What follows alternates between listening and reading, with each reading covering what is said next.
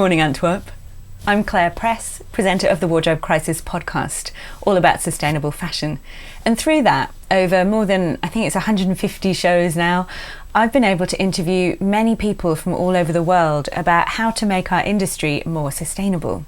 From talking to garment workers, luxury CEOs, educators and scientists, what I've learned is that when it comes to solving complex problems, we need as many different perspectives as possible.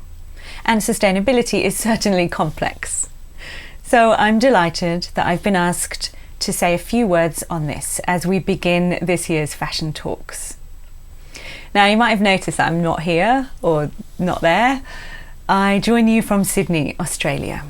And, you know, I wish I could be there with you in person. And I did actually think about coming, but to fly around the world to talk about sustainability, well, it's a bit problematic, isn't it?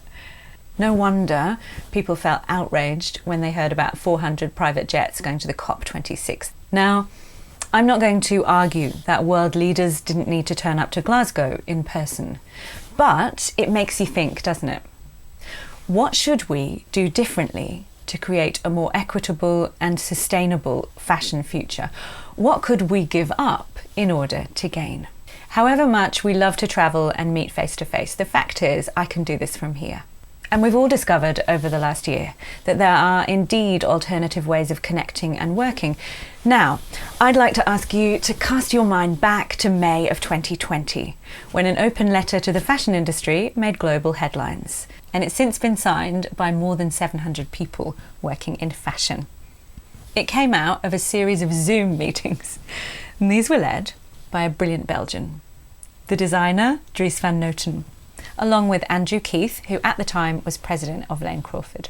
This letter reads, "We agree that the current environment, although challenging, presents an opportunity for a fundamental and welcome change that will simplify our businesses, making them more environmentally and socially sustainable." They pledged to work to increase sustainability throughout the supply chain and the sales calendar through less unnecessary product, less waste in fabrics and inventory, and less travel.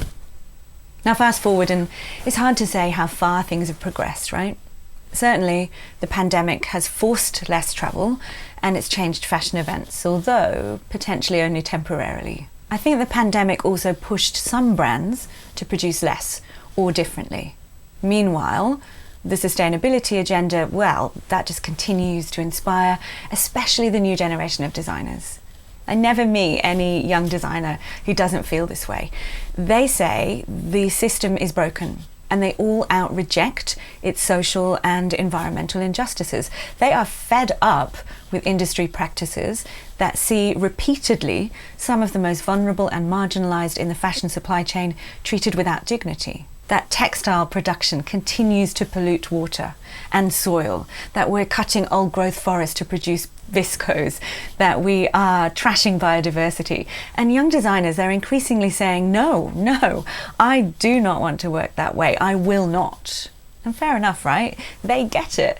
I want to argue that it's too easy to obsess over what not to do. Yes, waste and greed and disconnection continue to underpin our current global fashion system. And that is not good. It's also the last of my knots, my final knot. Because I firmly believe that there is a way out of this. And good news, it was under our noses the whole time. I'm talking about creativity. Let's set an intention not to make this negative and not to get mired in the rotten stuff, because if we make sustainability a choice based on either outrage or on lack or sacrifice, then we won't get very far. What fabulous creative alternatives might we uncover when we get brave and draw a line under the old unsustainable ways of doing things? When we truly, collectively decide to move on, which fashion people surely are the best equipped to do. With their extraordinary creative brains and their original thinking, especially in Antwerp, where with its famous culture of artistic independence and integrity and I don't know, the creative energy of the place, a place where going to fashion school means learning to challenge and provoke as well as to cut and drape. So what would happen if we were to combine en masse our creativity with a sustainability purpose and a commitment to resist rampant consumerism, resist burnout, resist faster and faster fashion? What if we were to harness our innate understanding of art and the emotional resonance of true craftsmanship as a persuasive force and use that to encourage a great flourishing alternative to the status quo? Sure, the money stuff, the supply chains, advancing new regulatory frameworks, I don't know, bringing the ESG teams out from the cupboards under the stairs, into the light, into the boardrooms, and connecting them with the design teams and the marketing teams. All of that we must do. But at the heart of this is creativity. We're so good at reinvention. We're always changing. We can come up with a new design every season or every week.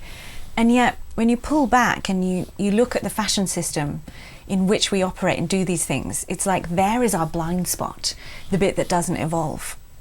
The fundamental ways that we make, sell, distribute and consume clothing have not changed in years. And as a result, so much of our innovation is confined to the atelier. What we need to do now is shake everything up, and to do that using our creativity. And let me close on this. It's the perfect time. There's a tea magazine profile on Walter van Beirendonck that describes the feeling in Antwerp in the early 80s. And it says, for a young designer then, there was suddenly space both existentially and physically to take risks, because who knew what tomorrow would bring? And I feel that we're there again now, don't you? Who knows what tomorrow will bring? We can't predict the future, but we can decide who we want to be and what we want to stand for.